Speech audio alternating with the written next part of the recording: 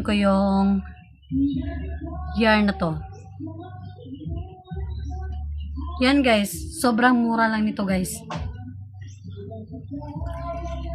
5 ply na to guys ha. 50 grams yarn.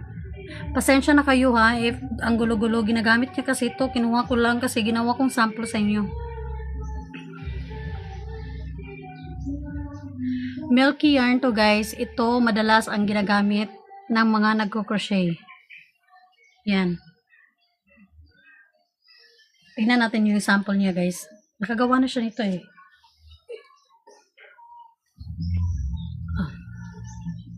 Diba maganda siyang pagkakagawa niya. Maganda siyang tela guys. Ng yarn na to. Diba ganda ng result niya. Yan.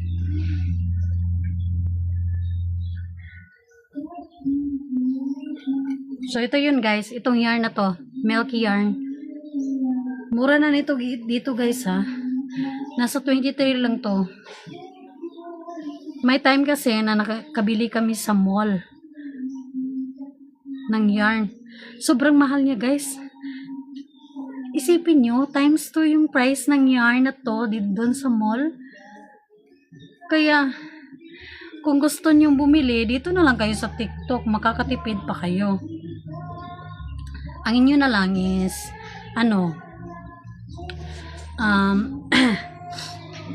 bibili kayo dito sa TikTok ng yarn. Siguro, bibili kayo ng mga 3 to 4 para sulit naman yung pagbibili nyo, diba?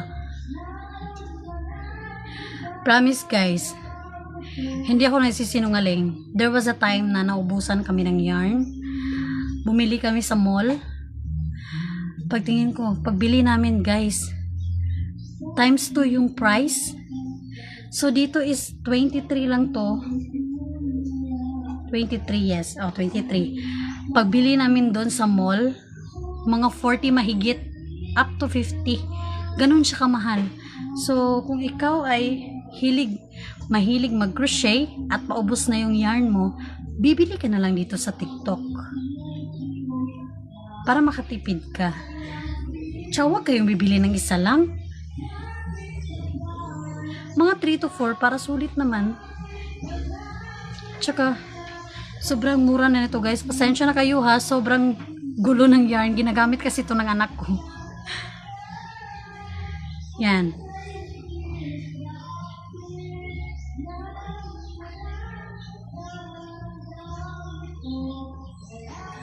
So, ito guys. Madali lang to siya makarating sa inyo ha. Pag once na nag-order kayo. So, hindi na kayo maghihintay ng matagal. So, since 5 plies yarn na to, so, perfect siya for hook na 2.55 mm ang gamit mo. So, yun talaga.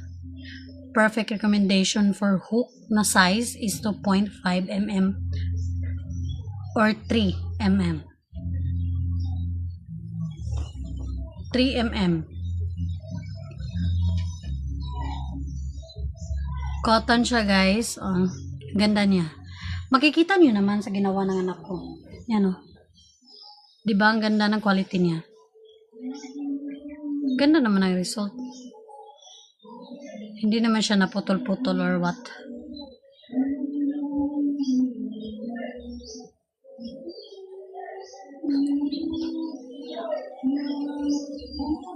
Yan guys. Itong yarn na to guys. Sorry ha if kasi ginagamit niya yung yarn na to eh. Ngayon, kinuha ko lang. Ginawa kong sample sa inyo. Itong nabili ko.